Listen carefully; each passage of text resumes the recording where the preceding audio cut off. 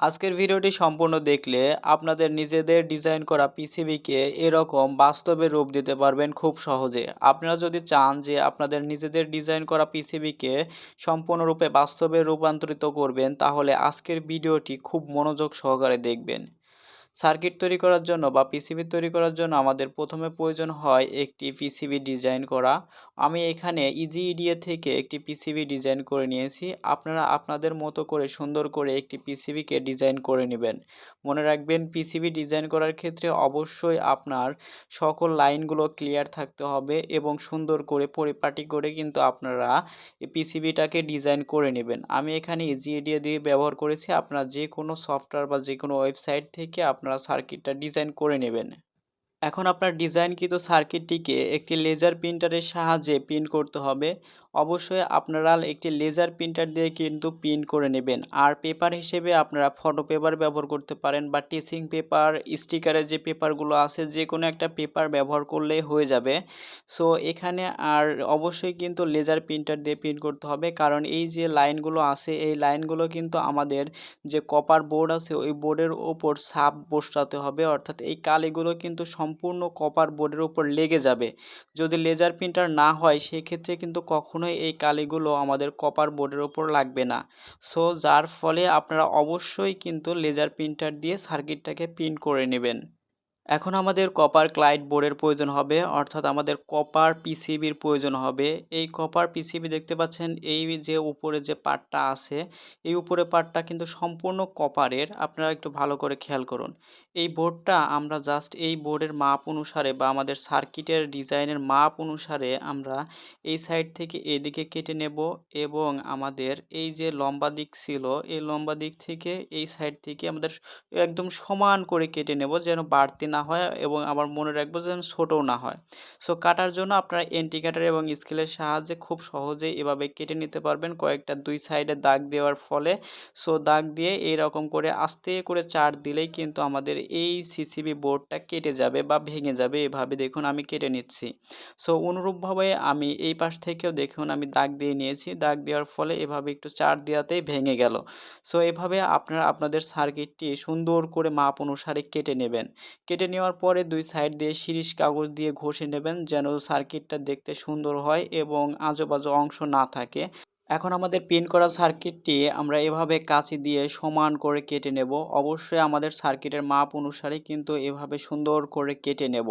ডিজাইনটি কেটে নেওয়ার পরে আমরা যদি এখন এই কপার বোর্ডের ওপর এরকম দিয়ে ছাপ দেওয়ার চেষ্টা করি বা হিট দেওয়ার চেষ্টা করি, সেই ক্ষেত্রে আমাদের কপার বোর্ডের ওপর কালিটা ভালোভাবে লাগবে না, কারণ এই কপার বোর্ডের ওপর প্রচুর পরিমাণ ময়লা এবং তেল জাতীয় জিনিস আছে। সো আমাদের এই কালিগুলো কিন্তু এখানে কোনোভাবে বসবে না ভালোভাবে, যার জন্য আমাদের এই কপার বোর্ডটাকে পরিষ্কার করে নিতে হবে। এখানে থালা বাসন পরিষ্কার করা যে ঝামা আছে সেটি ব্যবহার করতেছি। আপনারা যে কোনোভাবে সুন্দর করে এভাবে ক্লিন করে নেবেন। এখানে আপনারা ভিম বার ব্যবহার করতে পারেন, ওয়াটার ব্যবহার করতে পারেন। সো যে কোনোভাবে আমাদের এই সার্কিটটাকে বা কপার বোর্ডটাকে সুন্দর করে ক্লিয়ার করতে হবে। আমি এখানে দেখুন ওয়াটারও কিন্তু ব্যবহার করেছি, অর্থাৎ পানি ব্যবহার করেছি। সো মূল কথা হলো আমাদের এই কপার বোর্ডটাকে সুন্দর করে পরিষ্কার করে নিতে হবে, ফলে আমাদের এই কালিটা কিন্তু ভালোভাবে লাগবে। দেখুন আমার কপার বোর্ডটি খুবই সুন্দর করে কিন্তু ক্লিয়ার করে নিয়েছি, অর্থাৎ পরিষ্কার করে নিয়েছি। এখন আমরা যেটা করব সেটা হলো এই যে পিসিবি লেয়ারটি ছিল ডিজাইন করা সেটি আমরা এইভাবে সুন্দর করে বসিয়ে দেব। বসিয়ে দেওয়ার পরে আমরা যে একটি বাইরে থেকে দেখব যে কোনো সাইডে কালি বের হয়ে আছে কিনা বা কোনো সাইডে বড় হয়েছে কিনা ছোট হয়েছে কিনা। সো সুন্দর করে বসানোর পরে আমরা এভাবে টেপ লাগিয়ে দেব। এখানে যে কোনো টেপ আপনারা ব্যবহার করতে পারেন। টেপ মারার উদ্দেশ্যটা হলো যেন আমাদের এই কপার বোর্ড থেকে এই সার্কিটটা যেন নড়াচড়া না করে, যেন ঝামেলা না করে, সেই জন্য আমরা এখানে টেপ ব্যবহার করছি। আপনার যে কোনো কস টেপ হোক, মাস্কিং টেপ হোক, যে কোনো টেপ আপনারা এখানে ব্যবহার করতে পারেন, সমস্যা নেই। টেপ দিয়ে লাগানোর পর আমাদের এখন মেন কাজটা করতে হবে, অর্থাৎ আমাদের একটা লন্ড্রির প্রয়োজন হবে যেটাকে আমরা হিট দেব। আর এখানে লন্ড্রির টেম্পারেচার আপনারা অবশ্যই ম্যাক্সিমাম রাখবেন, অর্থাৎ ফুলের খুব কাছাকাছি রাখবেন, কারণ এখানে অনেক পরিমাণ তাপমাত্রার প্রয়োজন হয়। আর আপনারা লন্ড্রিটা হিট দেওয়ার সাথে সাথেই এইভাবে আস্তে আস্তে করবেন, যাতে আমাদের কপার বোর্ডটা আস্তে আস্তে গরম হয়। একভাবে যদি জোরে একসাথে গরম হতে থাকে তাহলে কপার বোর্ডটা ফেটে যেতে পারে, যার ফলে আপনারা হিট দিয়ে সাথে সাথে এভাবে আস্তে আস্তে কপার বোর্ডটাকে গরম করে নেবেন। আর এখানে হিট দেওয়ার কোনো টেকনিক নেই, আপনারা জাস্ট ফুল হিট দিয়ে এভাবে আস্তে আস্তে আলতো করে আমাদের এই সার্কিট বোর্ডের ওপর এভাবে ঘষতে থাকবেন। এখানে বেশি প্রেশারও দেওয়ার প্রয়োজন নাই, আবার একদম যে হালকা প্রেশার দিবেন তাও না। মিনিমাম সাইজের আপনারা কাপড় যেভাবে লন্ড্রি করেন ঠিক সেভাবে আপনারা হালকা করে এই কপার বোর্ডের ওপর দিয়ে 5 থেকে 6 মিনিট এভাবে সুন্দর করে আস্তে আস্তে আলতো করে ডলতে থাকবেন। ডললে আমাদের কি হবে, এই যে কাগজের ওপর যে লেয়ারটি ছিল বা কালি ছিল সেটি আমাদের কপার বোর্ডের ওপর লেগে যাবে। দেখুন মোটামুটি আমি হিট দিয়েছি অনেক সময় ধরে। এখন হিট দেওয়ার পরে এই সার্কিটটা প্রচুর পরিমাণ গরম আছে, এটাকে ঠান্ডা করতে হবে। সো যার জন্য এভাবে কিছু সময় রেখে দিতে হবে আমাকে। সার্কিটটি ঠান্ডা হয়ে গেলে আমাদের এই উপরের কাগজটিকে আস্তে আস্তে উঠাতে হবে। উঠানোর টেকনিকটা হলো, এখানে যদি আপনারা ইজিলি এভাবে টান দিয়ে উঠাতে পারেন বড়ই ভালো, আর না হলে আপনারা পানির মধ্যে দিয়ে আস্তে আস্তে উপরের কাগজটাকে ঘষে ঘষে উঠাবেন। উঠালে দেখতে পাবেন যে এই কাগজের সমস্ত কালিটা আমাদের এই কপার বোর্ডের ওপর লেগে গেছে, অর্থাৎ এই যে পেপার ছিল সেই পেপারের কালিটা আমাদের এই কপার বোর্ডের ওপর দেখুন কিন্তু সম্পূর্ণ কপার বোর্ডের ওপর লেগে গেছে। এবং কিছু কিছু কালিটা মিস্টেক হয়ে গেছে, সেটা আমরা পরবর্তীতে মার্কার দিয়ে পূরণ করে দেব। এখানে যদি আপনারা একটু ভালো করে খেয়াল করেন তাহলে এই যে এই অংশটা দেখেন, এই অংশটা আমাদের কালিটা লাগার কথা ছিল কিন্তু লাগে নাই, আবার এখানে লাগার কথা ছিল লাগে নেই। যদিও এটা আমার সার্কিটে মেজর কোনো প্রবলেম করবে না। আবার দেখুন এখানে দেখুন শর্ট হয়ে গেছে, এই যে শর্ট হয়ে গেছে, এখানে লাগার কথা ছিল না কিন্তু কালিটা দুইটা শর্ট হয়ে গেছে। এখানে আমরা এভাবে ঘষে লাইনটা ক্লিয়ার করতে হবে। অর্থাৎ আপনাদের এখানে যেখানে যেটা প্রয়োজন সেই অনুসারে আপনারা একটু দেখে চোখ দিয়ে দেখে কিন্তু সেটা ঠিক করে নিতে হবে। এখানে যে কালিগুলো ছিল না সেই কালিগুলোকে আমরা মার্কার দিয়ে পূর্ণ করে দেব। ঠিক এভাবে দেখুন আমি সমস্ত কালি কিন্তু যেখানে যেখানে কালি লাগার কথা ছিল কিন্তু লাগে নাই, সেখানে আমি এই মার্কার কলম দিয়ে আপনারা এখানে পার্মানেন্ট মার্কার কালি ব্যবহার করবেন, অর্থাৎ পার্মানেন্ট মার্কার আছে যেটা, সেটা ব্যবহার করে এখানে সমস্ত অংশগুলোকে এভাবে আপনারা ঠিক করে নেবেন।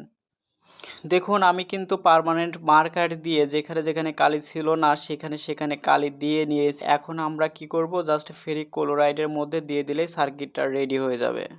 এখন আমাদের একটি প্লাস্টিকের পাত্র প্রয়োজন হবে। অবশ্যই এখানে প্লাস্টিক বা কাচের যে কোনো পাত্র ব্যবহার করবেন, কিন্তু মেটাল জাতীয় কোনো পাত্র ব্যবহার করবেন না, এখানে শুধুমাত্র প্লাস্টিকের পাত্রই নেবেন।